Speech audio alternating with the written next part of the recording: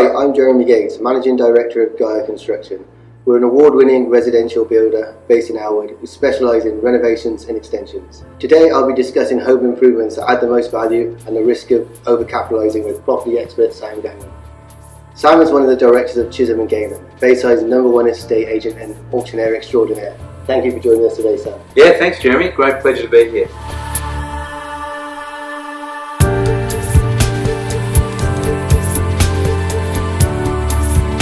If somebody wants to do a rear extension, make a new kitchen on the rear of the house, large living dining room, maybe an extra bathroom, they're probably looking between $350,000 and $400,000. Yes. That's probably giving them 60 to 70 square meters extra.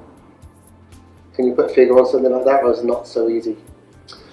Well, it's a case of, I guess a good case study would be, I sold a property recently which is a fairly typical Edwardian semi-detached house in Elwood, and it sold for around about $1.65 million.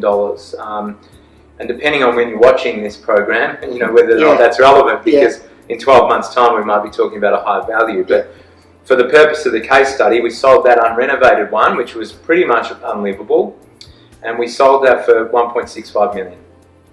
The renovated version, in the same street, I sold one for around about 2.3 and another one at 2.5. They both went double story, and that largely because they're on a smaller footprint of land. So they wanted to maximise that land value by going vertical and extending up. But you can see that there's a huge amount of value there. So to give you an example, I think if somebody was buying a 2-bedroom house, single level in Bayside, let's say hypothetically they're spending around $1.5 million, so 1.5 purchase price.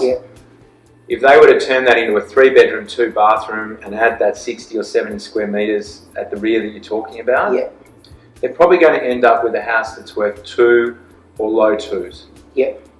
So they're going to add value, yes. And they can also put the first floor extension on as well. First floor extension with single bedroom, living space, small deck area, extra bathroom. That goes between $350,000 and $400,000. Yes. So that sounds like it's a good payback. Yeah, that's a great payback, because you look at those examples where they've gone the second level. You know, they've pushed themselves into a 2.3 to 2.5 category. So you really are taking yourself into another spectrum. And that's because once you go upstairs, you're able to probably create an extra living area, an extra 2 bedrooms, and an extra bathroom. And you probably see that fairly commonly in what you're building. And then it all comes down to what kind of staircase you put in and how you finish the property upstairs, I guess.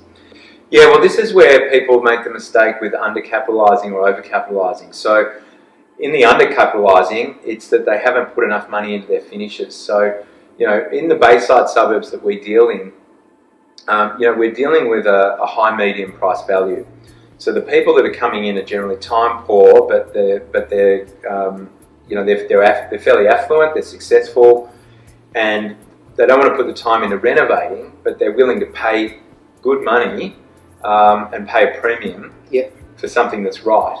So if you put the wrong finishes in there, and you're sort of trying to save costs by putting in, you know, a laminate in the laundries where you should have stone. If it's just, that's where you're undercapitalised, and that's the example of those 2 properties I was talking about before. They were basically the same footprint, but there was a $200,000 difference in the sale price.